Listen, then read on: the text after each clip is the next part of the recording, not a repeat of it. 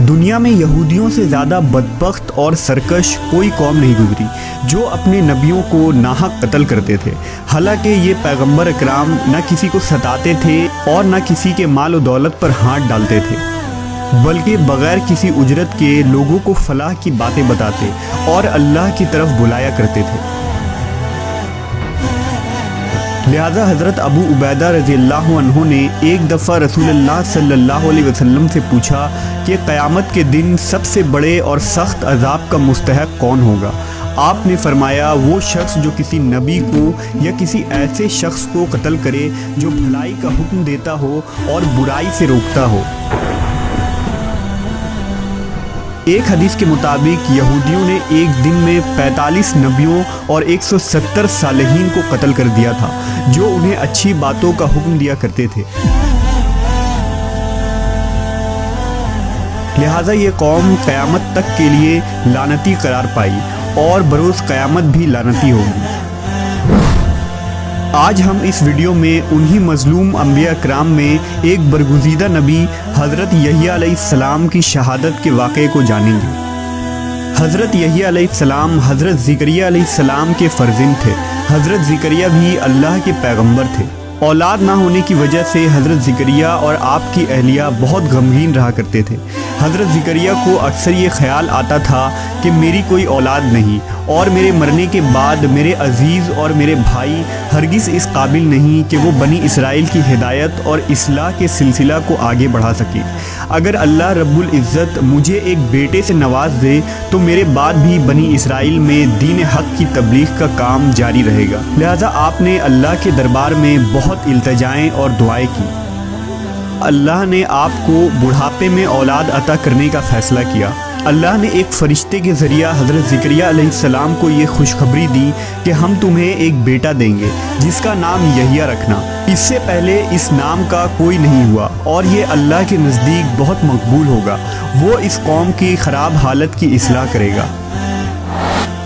حضرت یحییٰ علیہ السلام کی والدہ عیشا اور مریم علیہ السلام کی والدہ حنا آپس میں سگی بہنیں تھیں۔ یوں حضرت عیسیٰ علیہ السلام اور حضرت یحییٰ علیہ السلام آپس میں خالہ زاد تھے۔ حضرت یحییٰ علیہ السلام بچپن میں ہی نبوت کے مقام پر فائز ہو گئے تھے۔ حضرت یحییٰ موسیٰ علیہ السلام کی شریعت کو زندہ کرنے والے جلیل القدر نبی تھے۔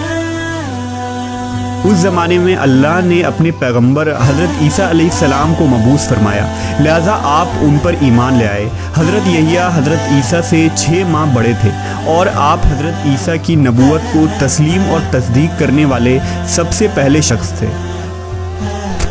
روایتوں کے مطابق حضرت یحییٰ علیہ السلام کثرت سے گریہ وزاری کیا کرتے تھے، یہاں تک کہ آنسوؤں کی وجہ سے آپ کے رخساروں پر نشان پڑ گئے تھے۔ حضرت یحییٰ علیہ السلام نہایت ہی حلیم، رقیق القلب، پاک باز، عابد، متقی، قناعت شار، شرم و حیا کے پیکر اور سادہ زندگی بسر کرنے والے شخص تھے۔ غذا بقدر ضرورت کھاتے اور لباس اتنا ہی پہنتے جس سے صرف ستر پوشی ہو سکے۔ آپ کو جنگلوں اور بیابانوں سے محبت تھی۔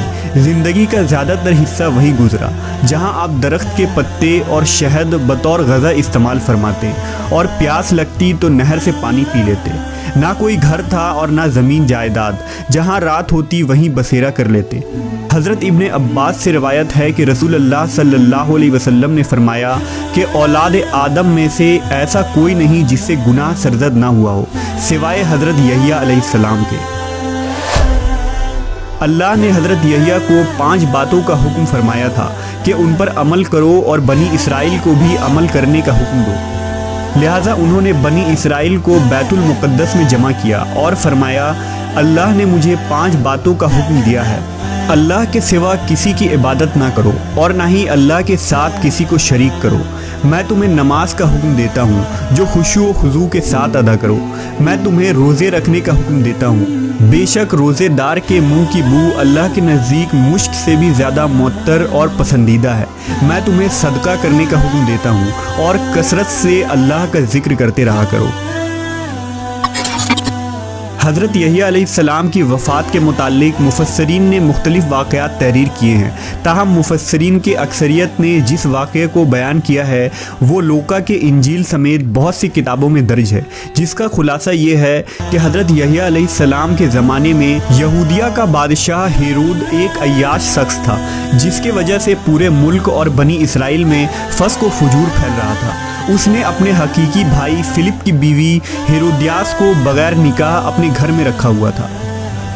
حضرت یحییٰ علیہ السلام چونکہ نبی تھے اور دعوت حق کا کام سر انجام دیتے تھے، لہٰذا انہوں نے بادشاہ کے اس فحش حرکات کے خلاف آواز بلند کی، جس کے نتیجے میں انہیں گرفتار کر کے قید خانے میں ڈال دیا گیا۔ بادشاہ نے یحییٰ علیہ السلام کو قید تو کر دیا، لیکن وہ ان سے ڈرتا بھی تھا۔ وہ جانتا تھا کہ آپ اللہ کے سچے نبی اور نیک انسان ہیں، نیز بنی اسرائیل بھی آپ کی بہت عزت و احترام کرتے ہیں۔ لیکن بادشاہ کی داشتہ ہیرودیاس حضرت یحییٰ کی تعلیمات کو اپنے اور اپنی جیسی دوسری بدکار عورتوں کے لیے بہت بڑا خطرہ سمجھتی تھی، لہٰذا وہ آپ کی جان کی دشمن ہو گئی۔ اسی دوران بادشاہ کی سالگرہ کے موقع پر محل میں رقص و موسیقی کی محفل جمی، جس میں ہیرودیاس کی جوان اور خوبصورت بیٹی نے اپنی سحر آمیز رقص دکھا کر بادشاہ کو اپنے جال میں پھنسا لیا۔ بادشاہ نے خوش ہو کر اس سے کہا کہ مانگ کیا مانگتی ہے۔ بیٹی نے اپنی ماں سے مشورہ کیا تو وہ پہلے ہی ایسے موقع کی طاق میں تھی، لہٰذا اس نے بیٹی سے کہا کہ بادشاہ سے یحییٰ علیہ السلام کا سر مانگ۔ بیٹی نے بادشاہ کے سامنے ادب سے جھک کر عرض کی، اے بادشاہ سلامت، مجھے یحییٰ کا سر تھال میں رکھ کر منگوا دیجیے۔ بادشاہ یہ سن کر پریشان ہو گیا، مگر اپنی محبوبہ کی بیٹی کی فرمائش کیسے رد کر سکتا تھا، لہٰذا اس نے سپاہیوں کو قید خانہ بھیجا اور حضرت یحییٰ علیہ السلام کے سر کاٹ کر آپ کو شہید کر دیا۔ آپ علیہ السلام کے سر مبارک کو ایک تھال میں سجا کر اپنی محبوبہ کی رقاص بیٹی کے سامنے پیش کیا۔ روایتوں کے مطابق حضرت یحییٰ علیہ السلام کی شہادت پر آسمان سے خون کی بارش ہوئی اور سورج کا رنگ سرخ ہو گیا، اور جب آپ کے کٹے ہوئے سر سے خون گرے تو وہ زمین پر جوش مارنے لگے۔ لوگوں نے اس خون کو بہت دبایا اور صاف کیا، لیکن وہ خون کے قطرے اسی طرح جوش مارتے رہے، یہاں تک کہ اللہ نے بنی اسرائیل پر ایک سخت عذاب کا فیصلہ کر دیا۔ اس وقت روم کا سیزر البیریس تھا، وہ ہیرود سے ناراض ہو گیا اور اس نے اپنے بھتیجے اینٹیپا کو اس کی سلطنت پر حملہ کرنے کے لیے بھیجا۔ وہ ایک خونخوار فوج لے کر یہودیہ پر حملہ آور ہوا۔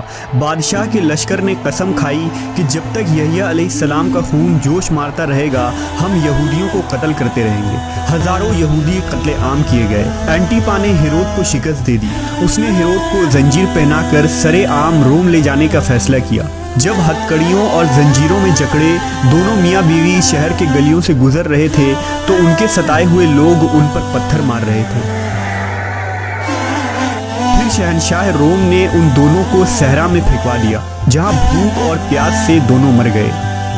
انجیل میں ان رومی افواج کو خدا کا لشکر قرار دیا گیا ہے، کیونکہ اللہ کا یہ قانون ہے کہ وہ سرکش قوم پر دوسری سخت اور جنگجو قوم کو مسلط کر دیتا ہے، جو ان پر قہر بن کر ٹوٹتے ہیں اور اس قوم کو تباہ کر ڈالتے ہیں۔ مورخین نے لکھا ہے کہ اموی خلیفہ ولید بن عبد الملک جب دمشق میں مسجد تعمیر کروا رہے تھے تو اس دوران وہاں ایک غار دریافت ہوا۔ اطلاع ملنے پر خلیفہ خود غار میں داخل ہوئے تو دیکھا کہ ایک صندوق میں انسانی سر رکھا ہوا ہے اور اس صندوق پر لکھا تھا کہ یہ یحییٰ ابن زکریا کا سر ہے۔